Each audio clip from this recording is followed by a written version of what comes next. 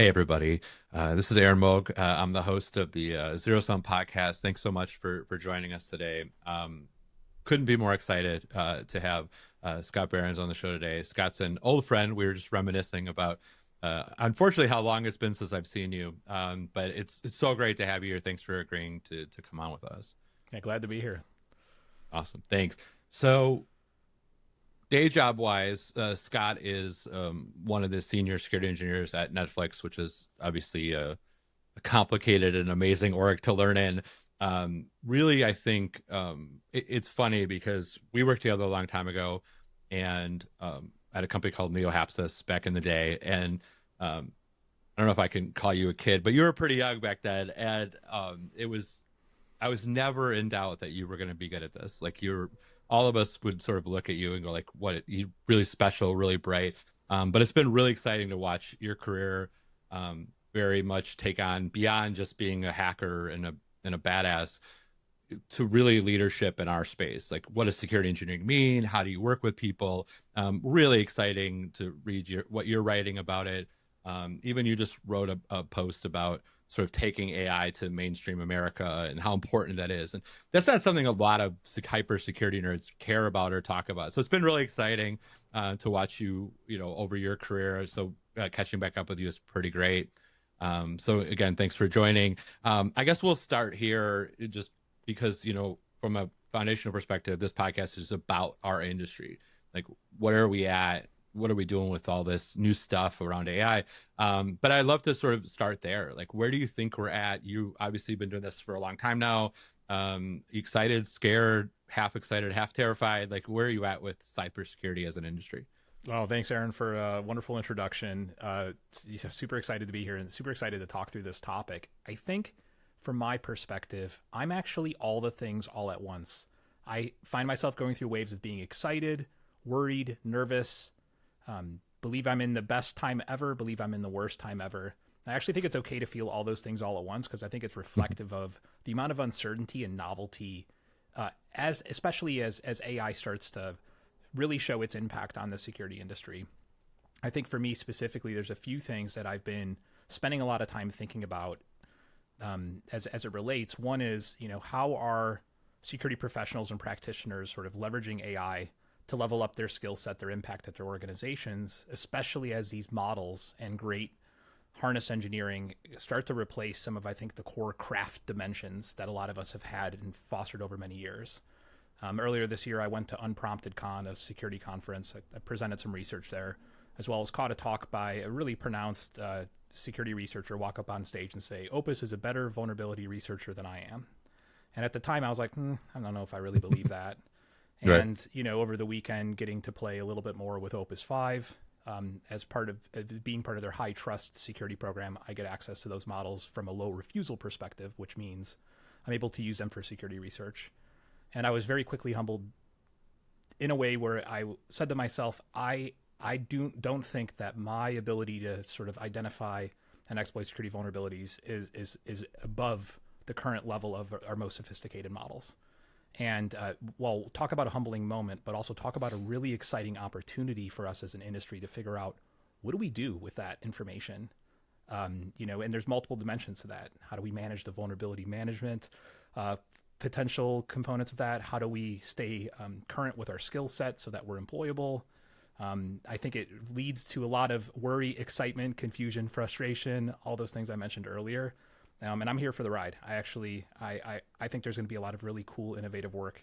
It's already happening. And I think we're just at the precipice of what our industry is going to look like in the next 12 months. I feel very much the same, where some days I wake up and I'm sort of like, oh God, we're screwed. And then some days I wake up with like a lot of hope. But one thing I do think that's interesting is not applying old security paradigms to modern AI, but like sort of rethinking things, right? Of like, is this really the right way? Is call and response vulnerability discovery the right answer, right? Like, I was talking to somebody the other day, I'm like, if you're doing security testing and you're not delivering back prompt engineering, you're doing it wrong. Like, nobody wants a PDF of 500 volts anymore. Like, that's a nightmare. And if you do give them that, they're just going to load it into AI anyway, right? So, I know a little bit about your shop, but at the end of the day, just working at a super high tech company, um, is is that the opportunity? Are you thinking about it like tear it down to its studs and rethink it, or are you kind of stuck in the old? And we got to test this because that's the way we've always done things. Like, where are you at with that? I think it's a really great question. One of the things that I've been thinking about is that the default is to say, well, this is the way we do things. Let's just do those things faster. Right. And I think that that's a little bit of that articulation of like, let's kind of fall back to the old ways. And realistically, 6, 9 months ago, I would say that that was my workflow. Me kind of manually driving when I see something that looks interesting. I'm performing let's say a security assessment of a code base or a live application, kind of using the tooling to sort of assist me into that process and kind of to a certain degree, kind of doing that sort of real sort of like me as the guide. And I think, as I was alluding to earlier in our conversation, just the capability shift in the last wave of models, really starting with Opus 4.6, but really solidifying with models like Opus 5. I think we really need to rethink that and see ourselves as security practitioners as also being not just the folks that find the vulnerabilities but fix them. A traditional thing you'll see at a lot of organizations, especially let's say large technology companies, is a security function finds a vulnerability, they put together some sort of remediation, and that remediation is kind of tossed over the fence. Now those teams, those ticket holders, right, they have their own backlog. Often it's product and customer facing feature work. They have to make a determination.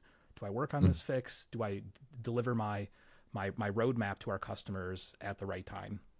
I think we're going to see, and what I'm really starting to see from like how do we rethink this is actually being part of the story with regards to remediation. So really seeing that like not only should a security function be able to find the issues, but actually fix them directly in the code base. And part of that is that the models are really good at introducing fixes. They can write tests. They can help with a migration off of an old library that might have a vulnerability.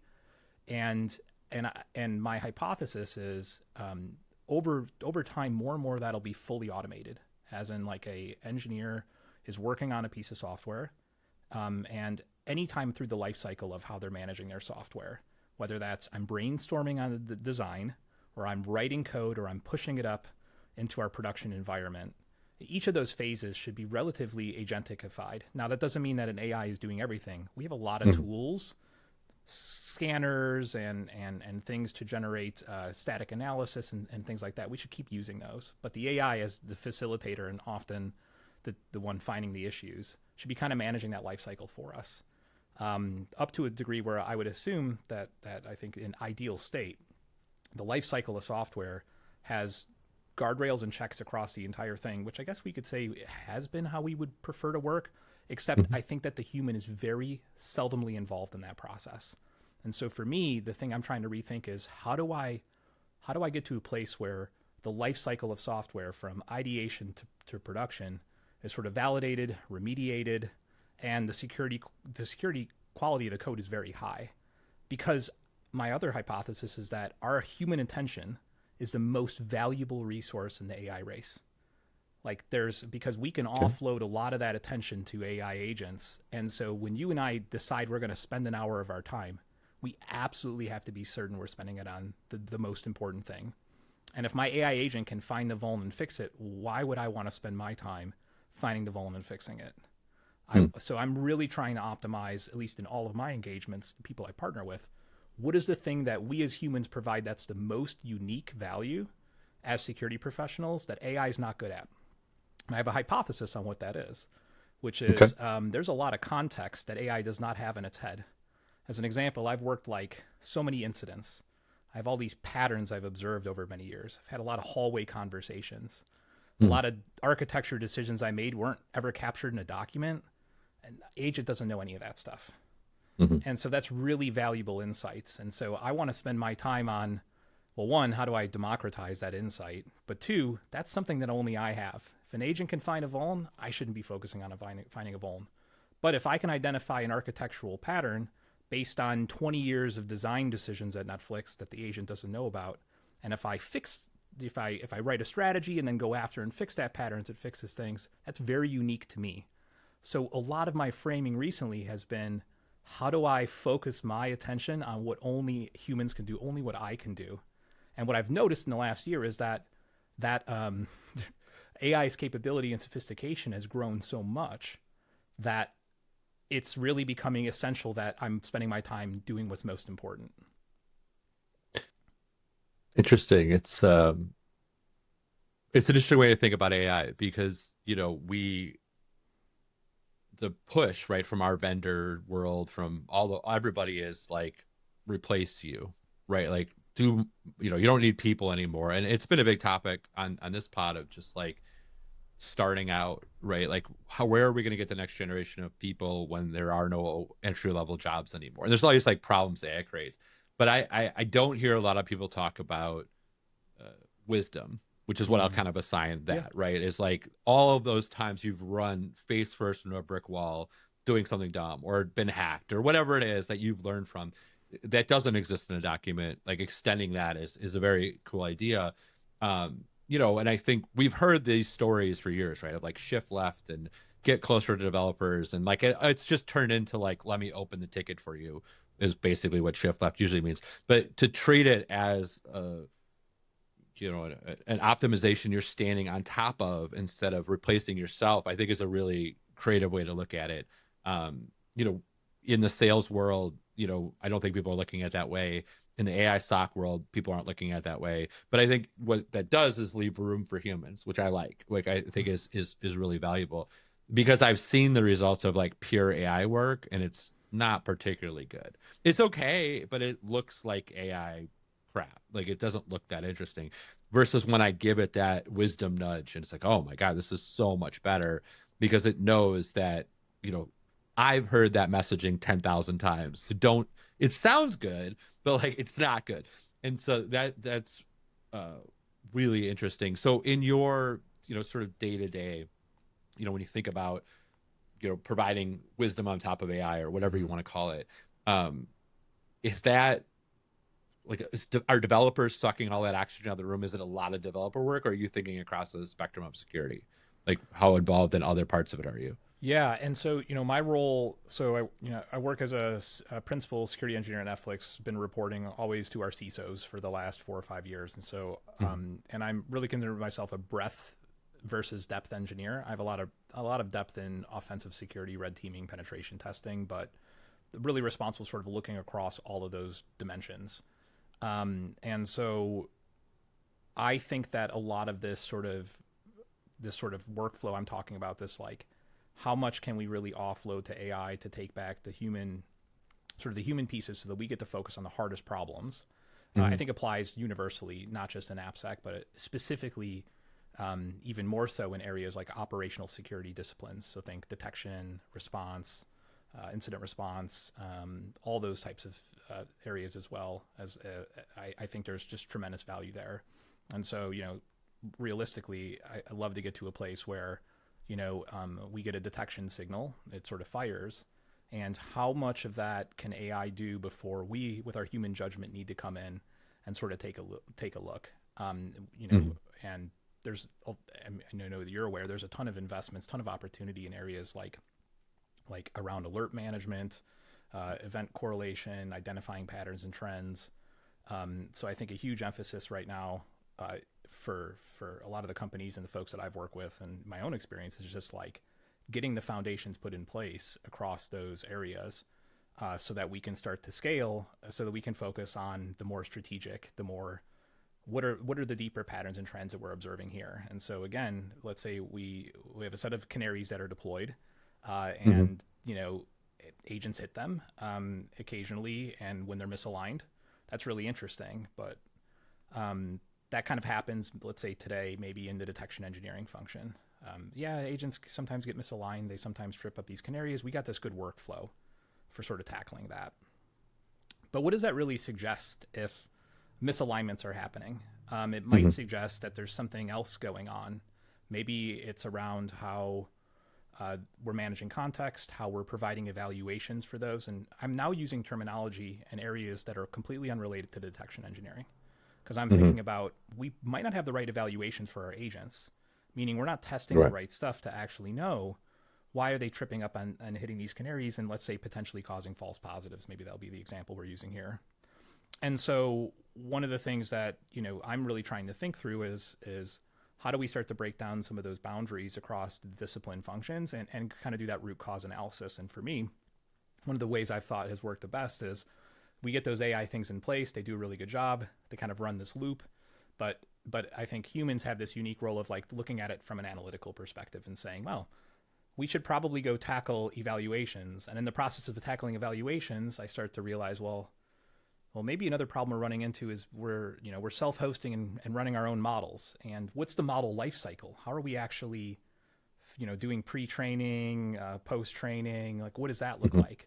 And so now I'm talking about a whole nother discipline that's unrelated to this. And so I kind of follow that chain around, and eventually we get to a position where, we look at the entire system and realize that actually if we do a better job of managing the life cycle of our models, the detection team is going to have a lot less false positives. And that systems thinking style approach, I think, is really, really unique to humans. AI will get better at it. There might be a day where AI will do that extremely well. But I believe that specific skill is something that's super unique to humans today. And experienced practitioners who have that skill really stand out in the age of AI, because they not only can they potentially implement a solution that kind of solves something locally, they can take a global look and potentially say, hey, when I follow this and this and this, I realize that actually we need a life cycle for models. And if we get that right, all these other teams benefit. And so that's an approach I've been using a lot lately. I've had really good success with, and it's worked much broader than just AppSec. It's kind of worked across all these different functions. Yeah, it's interesting because, the days of I make a living by finding bones is, to your point, kind of coming to an end.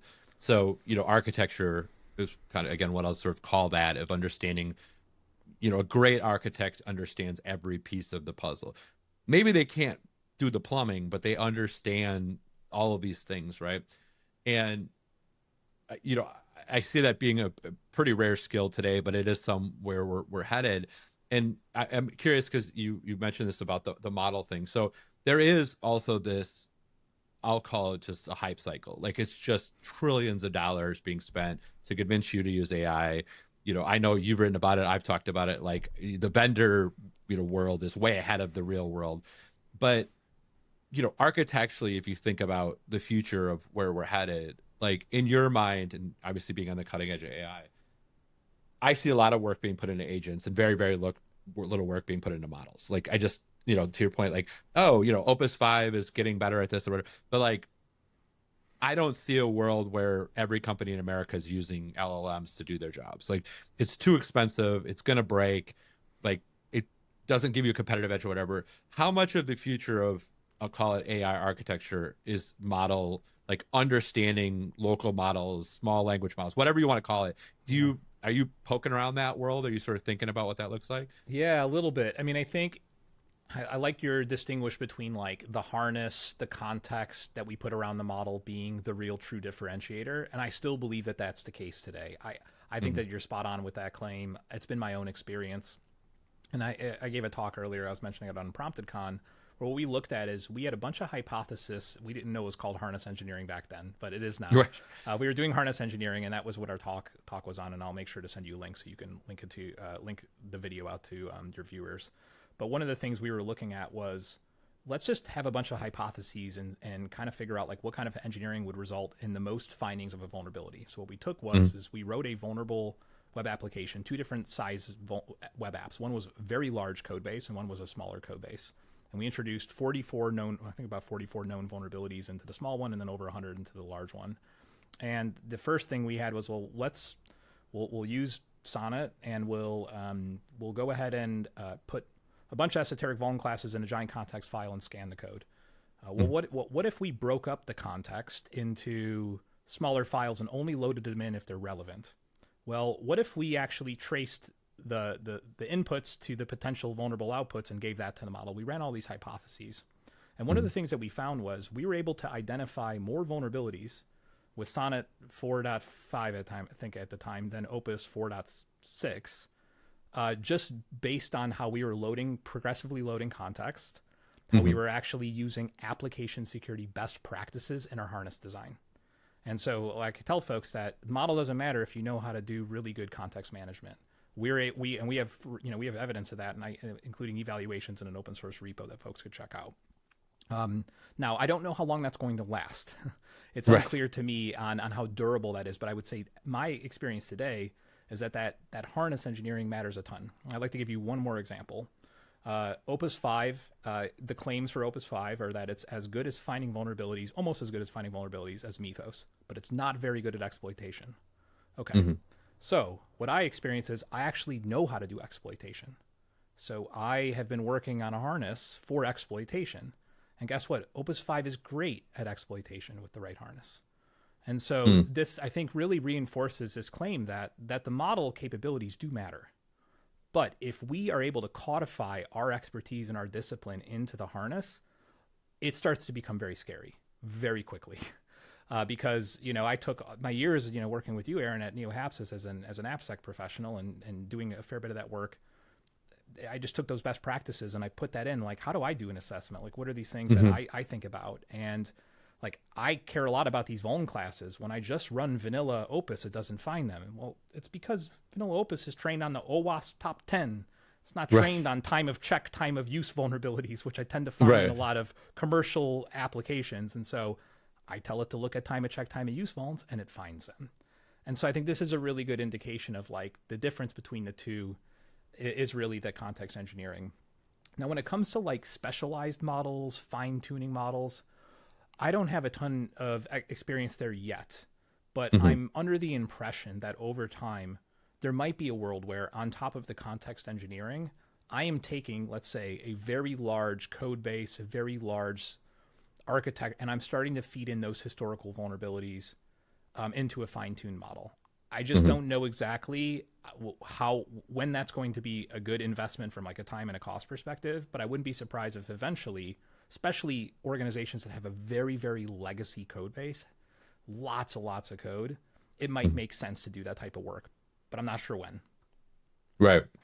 Well, and I tell people like ride the wave as long as you can. They're subsidizing it. Use the bottles they're giving you. Like investing a lot of time and energy in your own stuff right now is the VCs are going to underlie, all this spend and token maxing and all this stuff that they're underlying. Like take advantage of it. Build your program now when it's cheap Yes. because there's tokens are going to do nothing but go up in the public market because like the frontier model stuff is so expensive. Yes. Like, but also you see what the Chinese models are doing, you see what some of these local models are doing. Like, I can do a lot without paying a lot of money per token, as you build these programs out and, build things like competitive differentiation and like deep knowledge of your code base and your use cases and your customers. And I'm sure, in your shop, you guys are doing this on the consumer side of like deep understanding of what all your users like to watch or whatever. Everybody's kind of looking at this in different ways.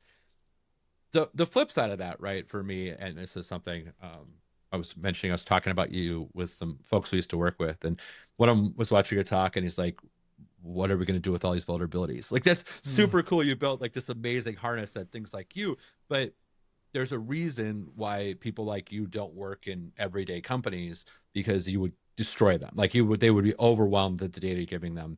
How do we make this usable for a regular shop that can't handle 4,000 vulnerabilities a day, but also are using AI to write code? Like, how do we balance this? This is a really tough decision for a lot of companies. Such a hard question. I'm glad you asked it. I kind of look at this in a few ways.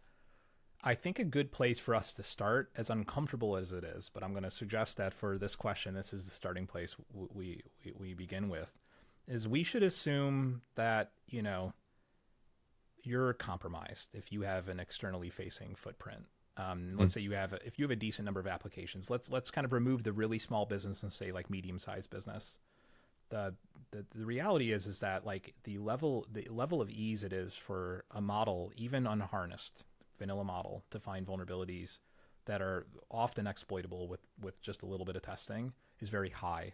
So we should Mm-hmm. assume that small and medium-sized businesses have a fair bit of vulnerability exposure. Let's say they're lucky enough to have a security practitioner that's able to help them do some of the scanning and the triage. Might end up in a position where the backlog of vulnerabilities is so high and so large that it just is fully untenable.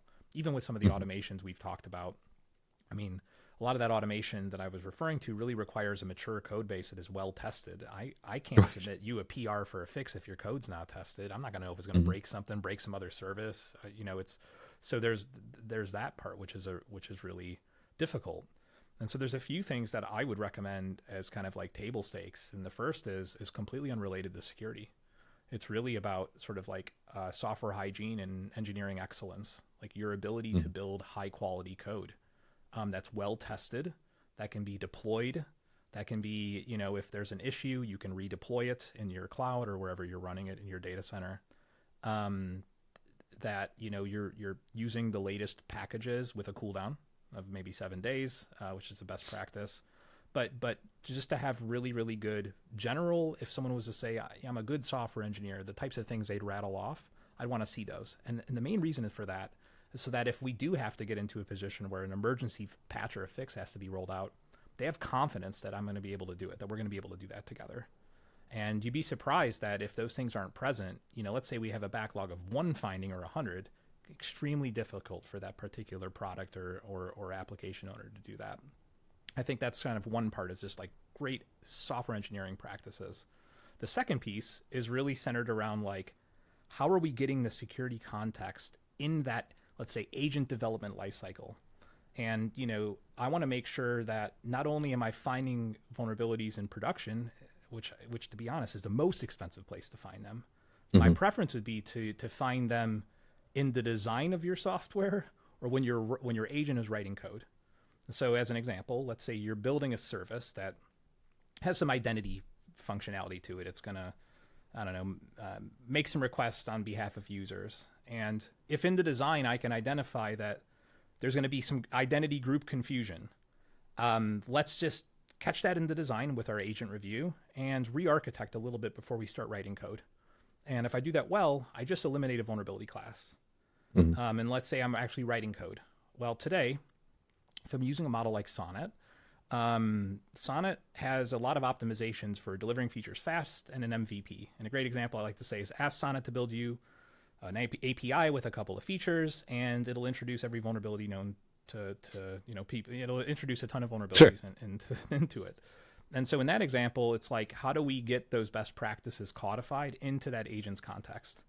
And a trick I will share with many folks here is I was talking to a friend at OpenAI, and he said they load a security file into every session when they're working with Codex, and it has one line: use security development lifecycle best practices and implement secure interfaces. That's it. It's one line.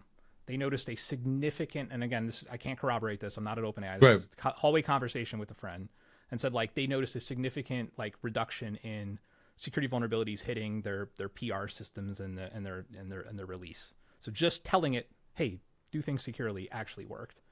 I think that there's going to be a tremendous amount of opportunity for those small businesses to do very small investments like that.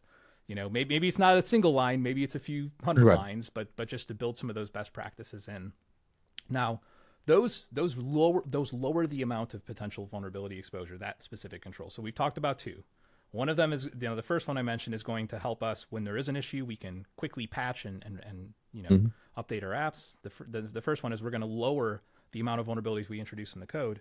And then the third piece is really around that like vendor management, that third party supply chain. Mhm. The reality is right now is every hacker in the world is looking at common libraries, both open source and commercial, looking for vulnerabilities. And I think that's why I mentioned things like cooldown, making sure you're using the latest versions, but pinning the cooldown. But I think the reality is all these aside, we should just assume that there's a new floor for vulnerability exposure for companies. And I think it's going to be, even with all those controls, I am not 100% confident that we're not going to overwhelm some organizations, even if they do all Right. those best practices. And it makes me very unsettled. Right. So,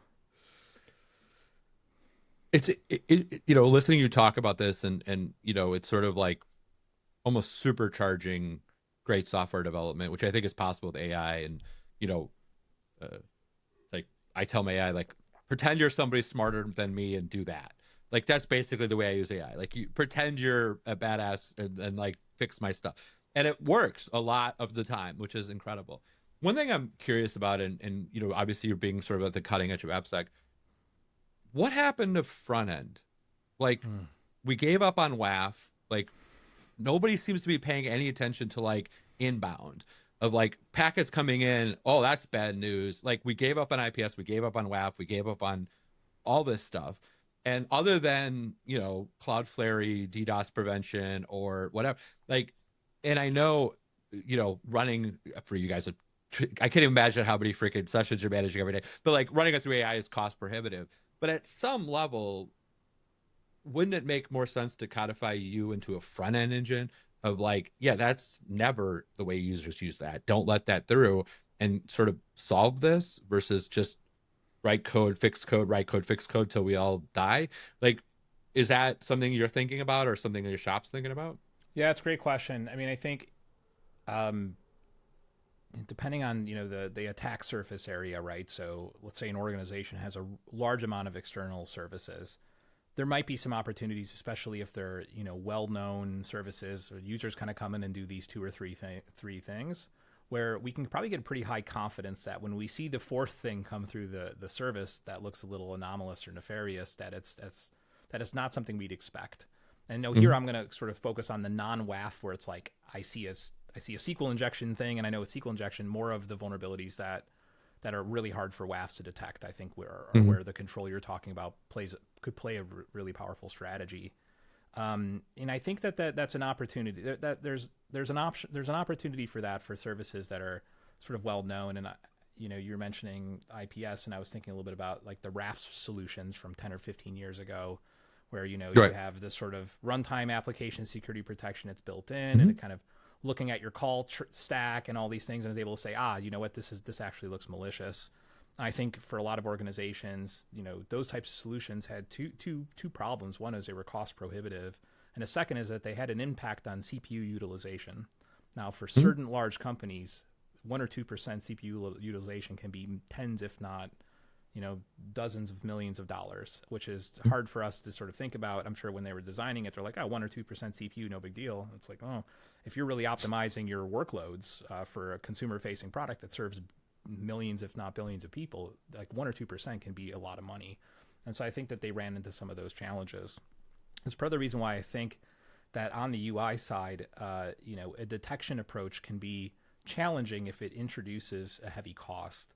I think some opportunities that come to mind for me that I haven't explored but would be curious on are taking some of our canary strategy, from a detection engineering perspective, and just shifting those into more of that user interface. And so I'm recalling and remembering an experiment that I worked on with an old colleague of ours, Andy Hornecke. He used to also work at NeoHapsis, where we were placing traps all over the web apps. We had this project called Ensnare, and all it would do is it would create breadcrumbs that would entice an attacker. So we would set a cookie named isadmin equal false, and we knew if anybody ever turns that to a value true, they're a hacker. We should probably block them. And we would just laid all these mines all over the app.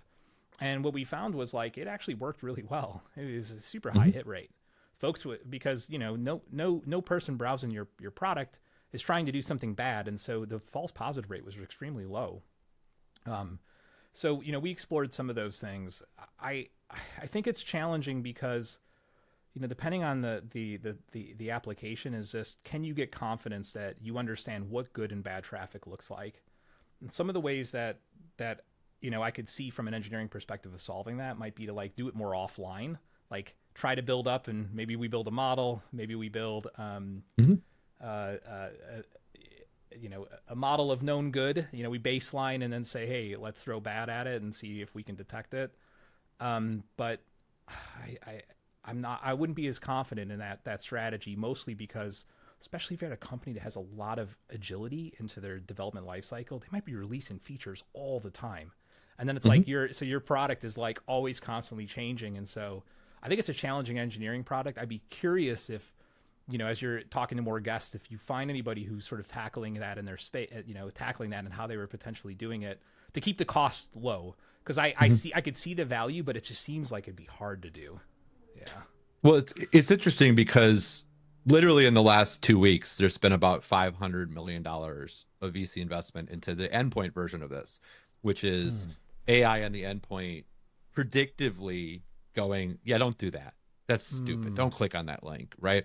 You were mentioning, I was talking to a buddy of mine at OpenAI also, and I was like, okay, so now use me and you can look at a domain, just look at it and know it's bullshit. Like almost immediately. Like we have these instincts that have Yep. like formed over the years of like, I know that's bad news.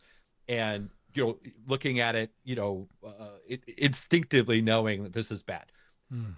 Why can't AI do that? Right. And to his credit, sort of like, well, that's one of those examples of like an easy problem that sounds easy, but is super hard. But I also sort of believe that on the endpoint where that's messier, because these apps have some structure, right? You log in, you use the app, even if there's a million features a day, it's still structured.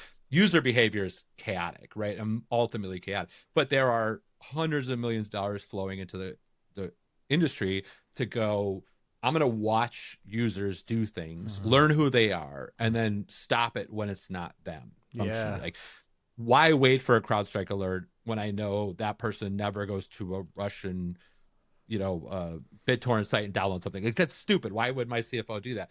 And so, and I think that's an example. By the way, I have no idea if any of these companies are worth a shit. I've never seen their stuff. Like, it's all new. But like, in my brain always goes to like, even what you're describing, which I think is great, is still traditional AppSec, just done better. And I look at it like when I walk around Black Hat next week, that's all I'm looking for is like, who's thinking about this differently? Like, who's thinking about front end prevention or thinking about tearing apart user sessions? Like, I was thinking about this the other day. There's an Onion headline. It was like, Americans now spending 80% of their day entering 6-digit codes from their phone. Like, that's all we do, right? It's like code. And part of that's the security cop out. But like, when I use Claude, it should know who I am. It knows everything about me. I have my medical stuff in there. I have bill, whatever. Like, I should be able to help my phone say, hey, Claude, it's me, and go. Like, that's where I want it to be. Not this bullshit texting me 6-digit codes all the time. That's what I'm looking for in our industry. Is like solutions that jump 10 years forward instead of just going like, how do I, optimize my code base? Like, in a world where AI is writing hundreds of millions of lines of code a day, that's a losing battle. It just is. Like, we're never going to keep our head above water. So, again, not that I have an answer to this, is just something I'm thinking a lot about is like, where does that go? Yeah, I mean, one thing that jumps to mind is like, you're like, hey, Scott, what are those, like, how do we really push the needle here? Like, how do we start to think about this in a different way? I mean, a few things that sort of come to mind is, at least in my experience, this is having a background in red teaming, is that very, very few breaches start and stop with a single asset. That's been my experience, is that usually if there's a compromise, whether it's an endpoint or a service or an individual, there's some amount of like, I need to move around the environment to achieve my objective. Now, that's not always true. You might luck out and just end up on the credit, the database with all the credit cards, or you might end up on the key happens. system. But usually there's sort of a moving around. I think that there's going to be a tremendous amount of potential innovation in like identity and credential management. I think that that's where, if I was really to think of like, what are we going to be talking about in 10 years? We're going to be talking about how identity and credential management it's so hard if you've compromised an asset to move off of that asset. I think it's something and this goes back to I'm just assuming breached. I'm assuming that folks are going to get in, even with us getting better at all these types of things, or even the hey, you're hitting a BitTorrent site in Russia. You don't usually do that. I'm just going to assume that at some point an adversary is going to get on the box. And so for me, one thing I've been thinking a lot about is very early in my career, we used to talk about sandboxing a little bit. Like, we talked about it a little bit. But like, I remember talking with old colleagues. It was like never something that we spent a lot of time on. It just wasn't. It's like, why work on sandboxing? Like, it's like, who needs sandbox? It's a very powerful control. And what I mean by sandbox is not like, just file system. I'm really referring to like file system sandbox, or a credential sandbox, or a network sandbox. All three of those. But I want to live in a world where any of my important services don't have direct access to my credentials. That way, when my tools fail, there's some other intermediary step that's required before they can get access to my credentials. And when they get access to my credentials, they're a lot less powerful than I am. And I really think that what we're going to start to see is much more a number of vendors sort of offering sandboxes, in which there are, and that's going to continue to be a large investment. But I think there's going to be a really sort of interesting intersection between sort of sandboxing a lot of these services and laptops in a way, so that it's almost nearly impossible when they're compromised to get the credentials to move anywhere else on in the network and the infrastructure. And I think if that's done well, then a lot of organizations will be able to say like, yeah, we occasionally get compromised, but it's single asset. Like we Yeah, who cares? yeah, and occasionally those might be incidents, occasionally those might be material, but it's almost it's nearly impossible. And to think about the architecture to support that, it starts to get really fun. We start to think about some of the things you're mentioning, like based on the behavior and the characteristics of this user or this agent, should they have access to this credential? Have I if we trust our agents less than humans, then I would always expect that their credentials would be less powerful. And maybe when they need to do more powerful actions, they have to notify me. I play a role in that, and so I start to think through that the life cycle management there is going to be really, really fun. I think we're going to see some really cool stuff.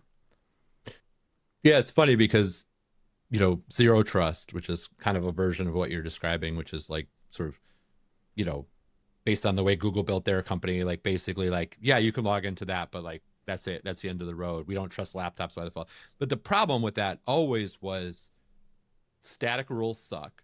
They degrade over time. You start making exception, and soon enough, it's over, right? Yeah, well, my CFO needs access to that. Okay, you're allowed. And then eventually everything's allowed. AI can ask, why do you need access to the system? Like in session, it could be like, why are you going to this box? Explain yourself. Type it in the answer. And if AI allows you, AI allows you. But like, we have the technology for this now. We don't have to live in the world of static rules, right? Like, which is, I think, what breaks all this shit is when you stack enough static rules, eventually the exceptions just kill you. It degrade. It turns into Swiss cheese over time. That's just the nature of the beast. Fully agree. And just to build on that a little bit, I mean, I think when it comes to the dynamic nature is, a lot of these technologies, why I think they have a hard time gaining adoption, even any, let's say, pre-AI, is it's the amount of friction it places on users. If you're managing a static list, it's constantly breaking, it's hard to manage. You feel like you can't get your work done, and then we get seen as security as blockers. Then we're slowing everybody down, we're impacting productivity. I think in a dynamic world, I could see a world where we're building our sandbox policy and we're learning about what the user does. We're assuming, maybe we're even leaning in a little bit of risk. We're assuming the first few weeks that they're working in our environment that they're not breached, and we kind of learn what they do and then we mint it. We are like, this is a reasonably good starting place. And then guess what? When there's exceptions, we reach out. Hey, notice you're hitting this new domain. You normally do that. What's going on here? Oh yeah, I do. Okay, cool. Well, now do you want to add that just for the session, or is this like going to be the new norm for you? Or should we open an incident? And I think we'll start to see this sort of like this more dynamic nature. And I think a well-tuned dynamic policy that maybe leans into a little bit of risk up front, but it has really great resolution, will hit that blend. Users will feel like it's not that painful, and security practitioners will be like, this thing reduces a lot of risk. So I think that this is going to be a really exciting area. It's actually an area I've done some research in already. And so some of these primitives I'm talking about is stuff I'm exploring currently at Netflix. Yeah. It's so core to AppSec, because if you solve a bunch of identity problems, the other problems become way less important, right? Like, if you have amazing identity understanding, an app having 1,000 vulns isn't that impactful, because the people who are in that world belong there, right? That's right. And obviously there's always a chance somebody takes you over and makes it look like you, but like, also, like, that's not 99% of attacks. To your point, it's like some lazy ass user uses password as their password, and that screws you. Like, that's always been security. Exactly. So yeah, I think identity is an amazing context we are not using enough yet, and I would love to see us use it more. In my world, I deal more with like threat detection engineering kind of stuff day to day, and breaches that come in kind of anyway, and we're just not using AI creatively. I just see it all the time. It's like, to your point about like these new models finding vulnerabilities, they also really can understand malware if they let us, right? Yes. And like I believe malware is on the precipice of like being a solvable problem. Like I just feel like the right agentic AI and endpoints will just stop this shit because a lot of it is so careless and lazy and Yes. like exploiting 10-year-old Adobe bugs. Like we can fix this. Agreed. Developers coding dumb shit, maybe a little bit longer tail, but Yeah. so just to be respectful of the time, and I want to ask you about a couple other things, but one thing that I get asked a lot, Hmm. and I'm sure you do too in your role, is like our industry, like people coming in, like Hmm. starting out or like being curious about, obviously what you're LA'd at Netflix, like you're the absolute lead of ICs in our industry. Like, but you didn't get there overnight. Like you built your way to that. What do you say? Like, if you're at a conference and some kid walks up to you and is like, "Hey, I want to be you," what are you Hmm. telling them? Like, where should they start? Yeah, it's a really great question, and it's complicated now, especially with the advent of AI and feeling like a lot of the things that AI is getting really good at. It's like general knowledge work. It can write good code. It can create good vulnerabilities. A lot of stuff that I early in my career considered like the core parts of my craft. And so I'm very empathetic to sort of the next generation of security practitioners and leaders that are coming on board. A couple of things that sort of jump to mind to me is that well, I have a tremendous amount of breadth now. When I started, I didn't. I just did AppSec. I picked one domain and really kind of understood it pretty deeply.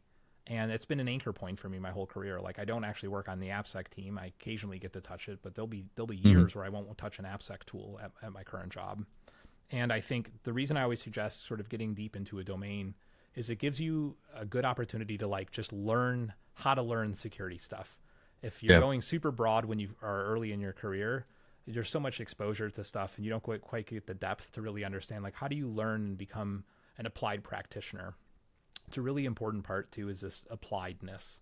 It's one thing to be theoretical. I read a bunch of books, I go see talks, I watch a lot of YouTube videos, but to be directly hands-on, like you're curious about the AppSec domain, break an app, spend the three Mm-hmm. days and do it by hand. Don't even bring AI into the first few sessions. Wait a second to do that, just so you kind of understand what that feels like. And of course, then bring AI in, absolutely. But I think there's real value in picking an area, even if it might not be the area that you'll finish your career in or the area you want to be in 3 years. I think that that's really important.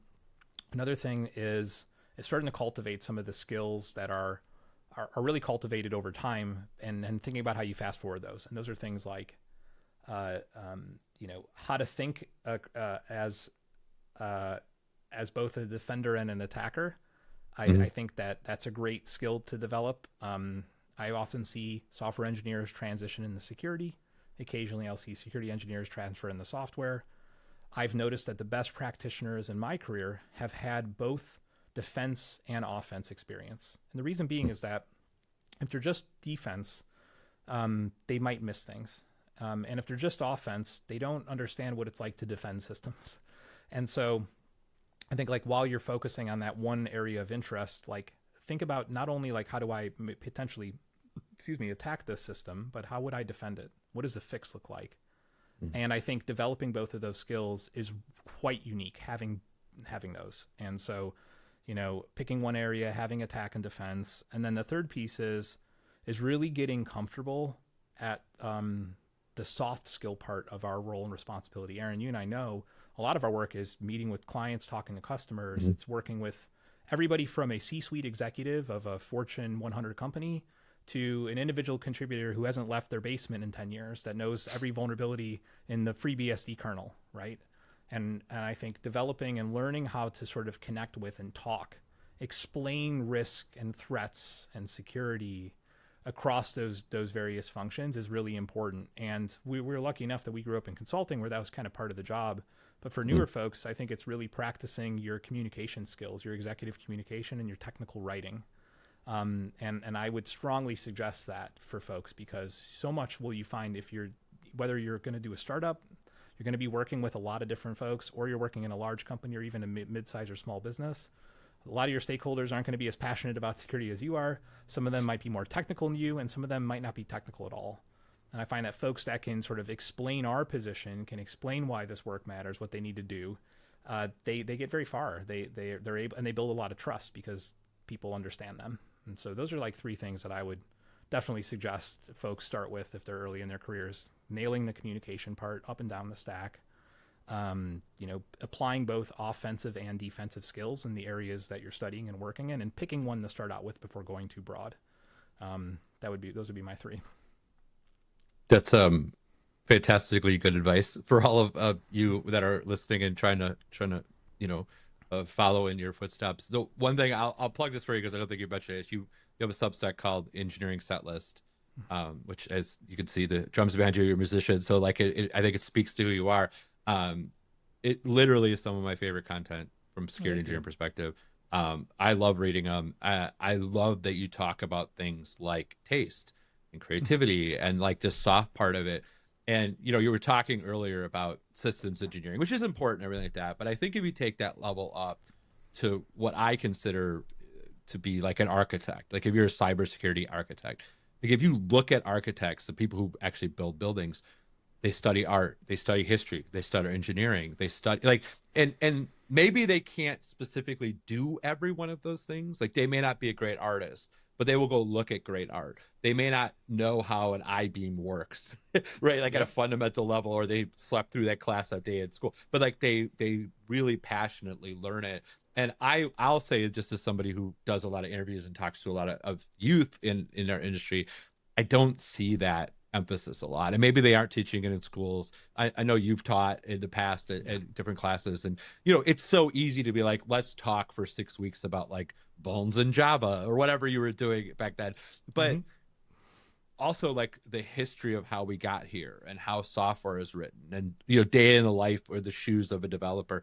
I can't tell you how rare it is for somebody to mention that in an interview where they're like, yeah, I've really thought about that, and I really understand what they're going through. And I, at some level, security is marketing and sales, right? Yes, even it internally. And like, man, like, and it's funny to watch this. Maybe it's not funny, but watch this manifest in AI, because I sort of believe we're in this era of like YOLO security, which is, I've never seen more carelessness in my life than I'm seeing right now. I mean, the shit people are uploading LMs, spreadsheets, and business plans, and it's nuts, right? On a model that basically stole the internet to build its learning. Like, it's all crime, like it's all fraud at some level. And so there's sort of this like, if everything is wrong, nothing is right mentality. Yes. And I'll talk to people and they're like, yeah, my CEO uploaded his business plan to Claude and got the feedback, and like what we would have considered to be a nightmare breach 10 years ago is now normal. But I think part of that is everybody's scared, right, of being left behind by this tsunami of AI. And this is the worst moment in history to do security if your attitude is, let me stop you from doing that, right? Like if you're like, let me get in your way, you're going to get fired for sure, right? You're gone. And so I think what I love about what you write is like, how do I get in that car with that team and talk to them about what they're doing and be a, I guess a friend in some capacity. Sure. And I think, and again, I haven't watched every step of your career, but I feel like you're very good at that. That's probably why you're in the position you're in. So is that true? I don't want to assign you value. I'm just like outside in. That's what it looks like. Yeah, it's a huge part. I think one of the things that's helped me be really successful in my career, and I think this applies whether you're a intern just getting involved in security or you're a principal staff engineer at a Fortune 100 company, is how you sort of set up security to be an enablement function. And some of that is the positioning and the marketing and the like our sales people job. I definitely agree with you there. But there's a lot of ways to sort of see security as an amplifier for an organization's mission. And a lot of the work that I do is I'm looking at our company-wide strategy. I'm looking at quarterly business plans across different business units, and I'm saying, where can I put security here that makes the business faster, more confident, more secure, ensures that we have a successful launch. And the interesting thing in AI, and this is the thing that folks should be, this is the thing not to be worried about, is that it's the first time in my career where we have the clearest story for why security and safety are so important. Because if we do it right, then AI can run autonomously at scale. I'll give you this as an example. Like, if we knew that AI agents could just do what they were supposed to do and nothing else, we'd let them run all day. We let them run all night. We let them touch every system in the world. And the reality is to actually is, let's say that, and imagine that at a company where, as you're mentioning, we don't want to slow AI down at all, because if we do, our competitors who might not have the same security requirements are able to get there faster. Mhm. So all I think about every day and every night, and I think all of us who are working in AI should be thinking about, is how do you position security so that your business understands, whether that's your manager or the CEO, depending on where you sit in your organization, that a safe and secure AI system allows you to do more, Mhm. faster, at scale, with higher confidence. And depends on the language that really resonates with your audience. Some companies, it might be things like safety, might be resilience, might be confidence, might be time to market. Mhm. But it's the first time in my career where I feel like I have the clearest story. The easiest story I've ever had to tell in my life has been because of AI. And the other thing we're beneficial, we benefit from, is a constant influx of security incidents that make headline news related to AI. And we Yeah. can say, well, look what happened to them. That's not going to happen to us because we've actually built the right systems that allow us to scale. And I think for me, I've always been focused on the enablement part. It's been a huge part of my storytelling, but I think now more than ever, we Mhm. really can show a strong through line that a secure and safe system is how we scale AI. And scale gets a lot of executives excited, gets a lot of product and business stakeholders excited, because they know that they're going to be able to deliver more value to their customers. Yeah. Let me help you win, not lose, right? Which is what we've historically is so much more powerful. Like Yep. people respond to positive so So much much. better than like, don't get breached. Like, yeah, okay, but like, let me help you win is such a better pitch. And So and much. obviously the company you work for is hyper obsessed with scale and winning. And like, and that's really fun. But I think a lot of companies are getting there with AI. So I think that's Yes. just fantastic advice.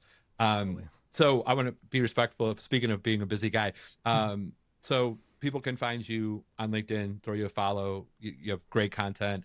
Certainly everybody should go Substack, the engineer set list. Fantastic. Are you talking at DEF CON this year? Are you giving a talk? No speaking at DEF CON. I am speaking at QCon San Francisco, a great software engineering focused conference in November of this year. I'll be speaking on uh, a really cool subject on how to sort of get a company wide strategy going and get all the alignment and buy in as a technical practitioner. So we'll be doing some really case studies on how do you really initiate a big change across a company that's filled with tens of thousands of people. And so it'll be a fun topic. If that sounds like right up to you, please join me at QCon. We can grab a coffee, and maybe you can share some of your experiences trying to drive big strategy that's in areas like AI. So That is what we need more talks about. I love nerd, hyper nerd AppSec talks, but that's really, I think, what'll help people. So yes, everybody should, you have also have great talks on YouTube. Speaking yep. of YouTube, there's great places. I'll put some of the links into this description on the different platforms. But thank you so much for being here. It's so great to talk to you again. It's been too long. I'm super excited to get a chance to reconnect. So thanks for the time. Thanks, Aaron. See you guys. Awesome. Thanks, bud.